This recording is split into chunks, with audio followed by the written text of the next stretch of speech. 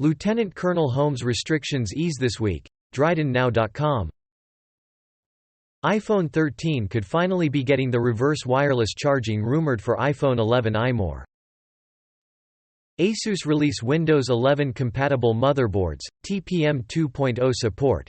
WEPC, PC Building Community. Google removes 9 apps for stealing Facebook users' logins and passwords, XDA developers.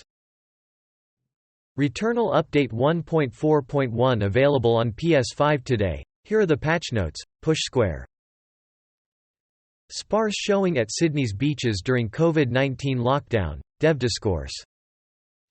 China widens probe beyond Didi, roiling global investors. Yahoo Finance. Genesis reveals new G80 Sport. HT Auto. Nokia G20 gets listed on Amazon. Key specs and features revealed. Times of India. Surprise! The Moon doesn't just have an atmosphere, but a tail, too. 4.